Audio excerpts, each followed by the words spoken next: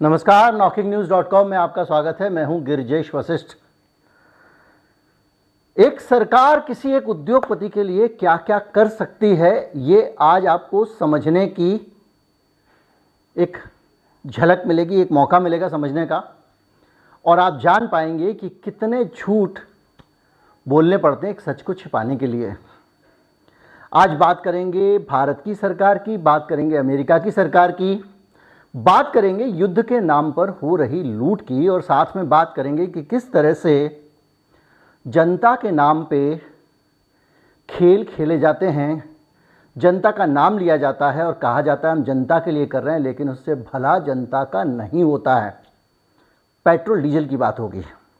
बहुत सारी जानकारियां लेकर आया हूं, कहीं मत जाइए, चैनल को सब्सक्राइब कर लीजिए। मैं अभी हाजिर होता हूं, कुछ ताज़ा आंकड़े आए हैं, कुछ ताज़ा खबरें हैं, और ख़ास तौर पर अमेरिका का चेहरा आज फिर उजागर होने वाला है। मैं अभी हाजिर हुआ। अगर आप हमारी पत्रकारिता को निष्पक्ष और निर्भीक मानते हैं और हमारी मदद करना चाहते हैं तो हमारा UPI ID डिस्क्रिप्शन में है, जिसके लिए आप भुगतान कर सकते हैं, और स्क्रीन पर एक QR कोड भी है, उसे भी स्कैन कर सकते हैं, और एक थैंक्स बटन है, धन्यवाद बटन YouTube ने दिया है। इस वीडियो के नीचे आपको दिल के आकार का दिखाई देगा, उससे जब आप क्लिक करेंगे तो आपके पास भुगतान के ऑप्शन आ जाएंगे। मैं अभी आया, कहीं मत जाइएगा।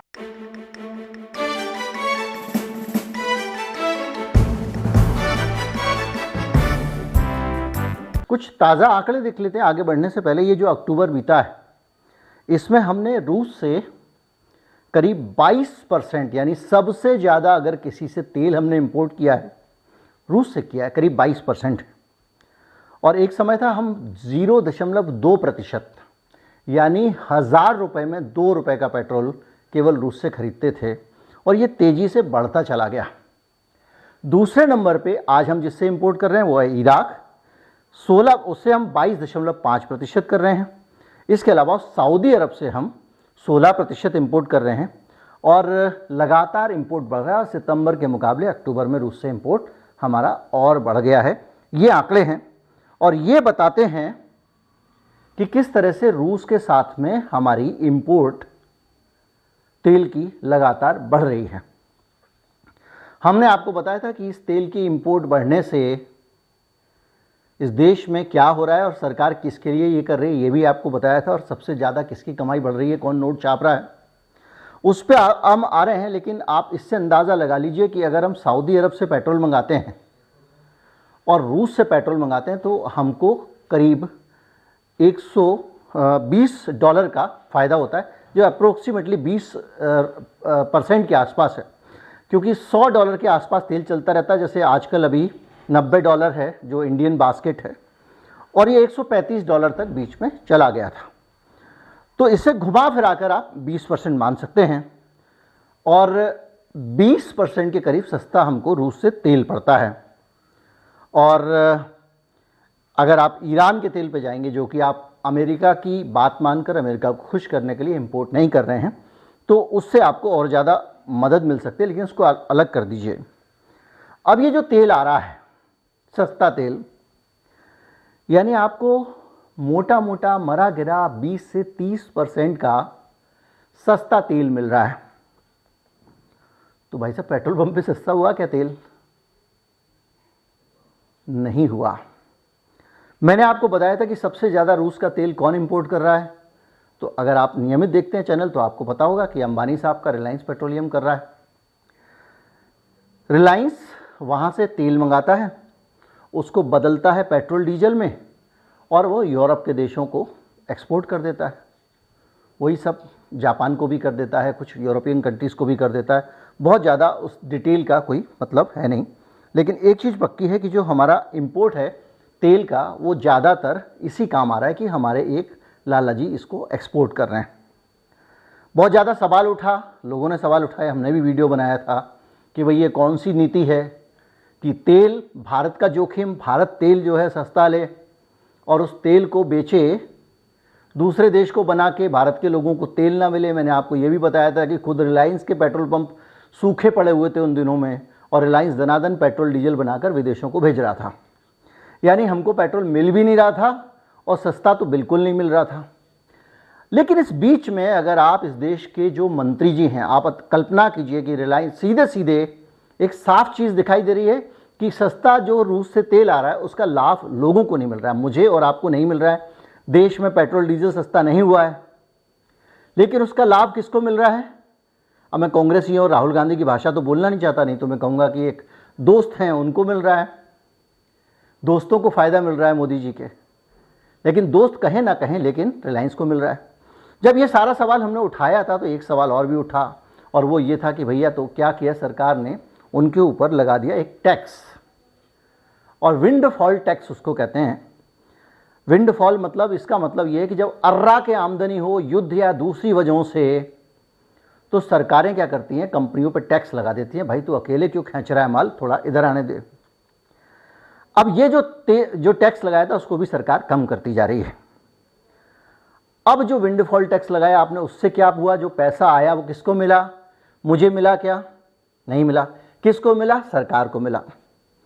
अब मैं आपको एक बयान की तरफ ध्यान दिलाता हूं, जो बयान अभी हाल में दुबई गए हुए थे हमारे सरदार जी हरदीप सिंह पुरी, और वहाँ CNN की संवाददाता ने उनसे इंटरव्यू किया, और संवाददाता ने उनसे ये पूछा कि भाई साहब ये बात बताइए आप कि आप जो तेल है वो क्यों रूस से खरीद रहे हैं? आपको नहीं लगता कि जो है वो आप रूस को मदद कर रहे हैं तेल खरीद के, वगैरह वगैरह, जो भी पश्चिम के लोगों का एक सोच है। तो जो मंत्री जी का जवाब था वो गौर करने लायक है।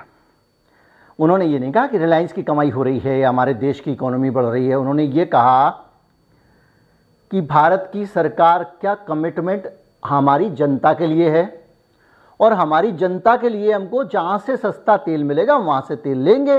रूस से सस्ता मिल रहा है, रूस से ले रहे हैं तो क्या जनता को मिल रहा है? जनता के नाम पे किसको मिल रहा है? दिला रहे हैं उनको, नाम किसका ले रहे हैं? जनता का। ये है एक हिस्सा इस कहानी का। दूसरी बात वो और भी कह रहे हैं, वो कह रहे हैं कि हमको इस देश के 100 करोड़ से ज़्यादा लोगों को रोटी खिलानी पड़ती है, सरकार रोटी देती है। अहंकार देखिए, इनको हमको भोजन देना पड़ता है, इनके भोजन का इंतज़ाम करना पड़ता है। इसलिए जो हम नीतियाँ बनाते हैं वो हम ये देख के बनाते हैं कि हमारे देश के लोगों को क्या मिला, हम ये देख के नहीं बनाते हैं नीतियाँ कि अमेरिका क्या चाह रहा है या ब्रिटेन क्या चाह रहा है। तो क्या मिला, किसको मिला देश के लोगों को? क्या देश में 2-4 ही लोग हैं? अब आगे इस पे थोड़ा सा और बढ़ते हैं। इस युद्ध में जिस तरह से लोगों ने माल खींचा है, उद्योगपतियों ने, वो झलक अमेरिका में भी दिखाई देती है।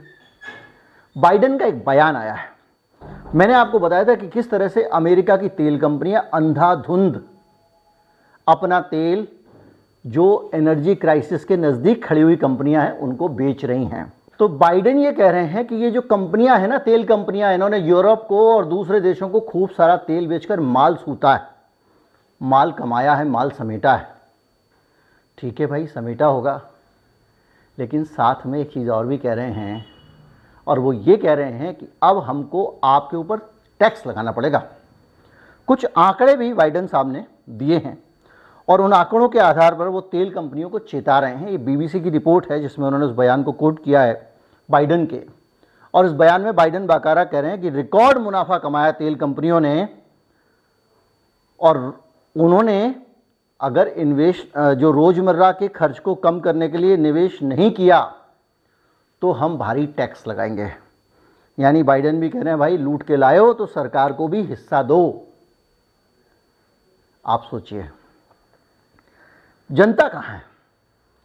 जनता कहीं नहीं है। 6 बड़ी तेल कंपनियों ने $100 अरब से अधिक कमा लिए हैं अमेरिका के।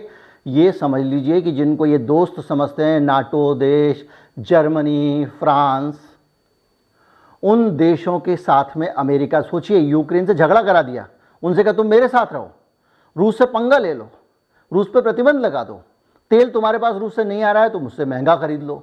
और आप सोचो $100 अरब से अधिक कमाए हैं 200 दिन से भी कम में।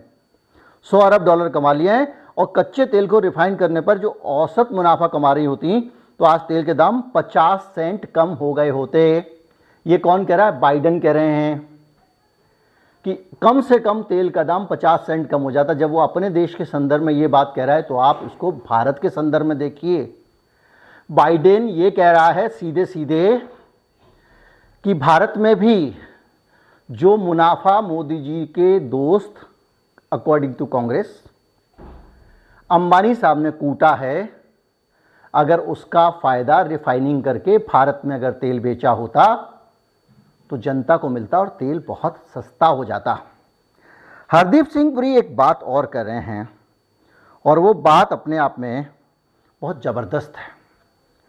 वो कह रहे हैं कि अगर हमने रूस से तेल नहीं खरीदा होता, आप सोचिए पूरी सरकार अलग अलग जगहों पे सफाइयाँ दे रही है, तो आज दुनिया में तेल का दाम $600 प्रति बैरल होता, $400 प्रति बैरल होता। क्यों होता? क्योंकि रूस का तेल तो मार्केट में आता नहीं, हम भी वहीं से खरीदते, दूसरे लोग भी वहीं से खरीदते, तो तेल का दाम बढ़ जाता। इसलिए हमने पूरी दुनिया का जो तेल का दाम है उसको कम करने की कोशिश की है। यानी दुनिया को भी फ़ायदा हो गया, अंबानी को भी फ़ायदा हो गया। भाई हम लोग भी आप ही के देश के नागरिक हैं, आप ही के चुनाव चिन्ह पे मोहर लगाते हैं इस देश के लोग, मेजोरिटी में तो लगाते ही, और इन्हीं से सरकार बनाते हो, इन्हीं का नाम लेते हो, इन्हीं का जिक्र करते हो, इनको रोटी खिलानी है बोलते हो। लेकिन तेल जब सस्ता रूस से मिलता है तो इसका फ़ायदा हमको नहीं देते हो। इसका फ़ायदा भारत के नागरिकों को कहाँ मिला ये बता दीजिए। रूस से तेल इंपोर्ट करने के बाद तेल का दाम भारत में, पेट्रोल डीजल का दाम कितना गिरा ये बता दीजिए। भारत में प्राकृतिक गैस यानी जो पीएनजी और सीएनजी है उसका दाम आसमान छू रहा है, उसको कंट्रोल करने के लिए क्या किया ये बता दीजिए। आपने विंडफॉल टैक्स लिया था तो उस टैक्स से भारत के लोगों को राहत देने की कहाँ कोशिश की? वो तो आपके खजाने में चला गया, वो आप बजट में दिखा दोगे। लेकिन मुझे क्या मिला? इस देश के नागरिक को क्या मिला? जोखिम मिला। और वो जोखिम मिला जिस जोखिम के आधार पर हम भारत के लोग सरकार के नीतियों के भरोसे बैठे हुए हैं। ये किसी से भी लड़ लें झगड़ लें, नुकसान किसका होगा? प्रतिबंध लगेंगे तो लोग, नागरिक परेशान होंगे। किसी भी प्रकार की हानि होगी तो नागरिकों को होगी। जेलेंस्की का कुछ बिगड़ रहा है क्या? वो बंकर में बैठा हुआ है, पूरा देश तबाह हो गया। सरकार का कभी कुछ नहीं बिगड़ता। उम्मीद करता हूं आपको पूंजीवाद का एक और चेहरा देखने को मिला होगा। ये इकोनॉमी और समझ में आई होगी, या अर्थशास्त्र समझ में आया होगा पूंजीवाद का, कि इसके निशाने पे, इसकी प्रायोरिटी में कभी भी जनता नहीं होती है। उम्मीद करता हूँ वीडियो अच्छा लगा होगा। अच्छा लगा हो तो ज़्यादा से ज़्यादा लोगों तक पहुँचा। चैनल को सब्सक्राइब कर लें। नमस्कार, जय हिंद।